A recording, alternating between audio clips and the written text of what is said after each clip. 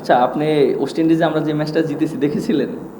আচ্ছা, ওই ম্যাচটার আমরা কিন্তু দেখেন 174 রানে অল আউট হয়ে গিয়েছিলাম। তারপর হ্যাঁ, 174 এরকম, হ্যাঁ 74 রানে অল আউট হয়ে গেছিলাম। পরে ওদের কিন্তু 145 রানে অল আউট করে আমরা লিড পেয়েছিলাম।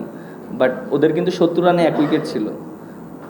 আবার এই যে টেস্ট ম্যাচটা হচ্ছে, সো ওই ম্যাচ থেকে আমাদের অনেক কিছু শেখার আছে, আমাদের কনফিডেন্স দিচ্ছে যে না, আমরা ওইখান থেকে যেহেতু আমরা ওয়েস্ট ইন্ডিজের মাটিতে জিততে পারি, সো যেহেতু এটা আমাদের হোম গ্রাউন্ড, আমরা এখানে আরও বেটার করতে পারি। সো আমাদের ওই ট্রাস্টটা ব্যাটসম্যানদের উপরে আছে। আর আমাদের টিমে যে ব্যাটসম্যান আছে, অনেক টেস্ট খেলা প্লেয়ার যারা অনেক মোস্ট সিনিয়র এবং এক্সপিরিয়েন্স প্লেয়ার। সো আমরা কেন না তাদের উপর ট্রাস্ট করব। সো আমাদের অবশ্যই ব্যাটসম্যানদের উপর অনেক ট্রাস্ট আছে এবং তারা যে কোনো দুইটা বড় পার্টনারশিপ করলে বড় স্কোর করতে পারবে। আপনি দেখেন এক্সপেকটেশনের চেয়ে বেশি রান করেছে কিনা। যখন কালকের দিন শেষ করেছে তখন কিন্তু ওদের 67 নো লস, তখন কিন্তু ওরা কিন্তু এগিয়ে ছিল। বাট আপনি আজকে যখন আমরা শুরু করেছি তখন কিন্তু আমরা অনেক ভালো বোলিং করেছি গতকালকের চেয়ে। সো আমরা আমার কাছে মনে হয় যে আমরা যে এক্সপেকটেশন করেছি সে তার ভিতরে আটকাতে পেরেছি। বাট হয়তো শেষের দিকে যে ব্যাটসম্যানগুলো 30-40টা রান করেছে, এটা একটা এক্সট্রা হয়েছে। সো আমার কাছে মনে হয় যে এটা ওরা চান্স নিয়েছে বোলাররা, এর জন্য রানগুলো হয়েছে।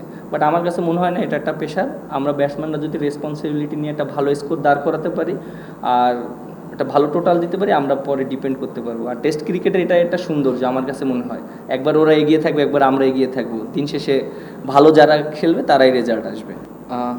দেখেন, নতুন বলে কিন্তু আপনার একটা দুইটা উইকেট যেতেই পারে।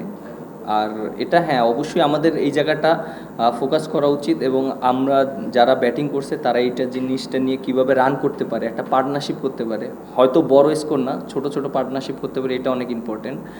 আর ওরা যেভাবে ব্যাটিং করেছে, হ্যাঁ ওরা ফার্স্টের দিকে খুবই ভালো ব্যাটিং করেছে এবং যেভাবে ওরা মানে বল সিলেকশন করেছে এটা অনেক ভালো ছিল।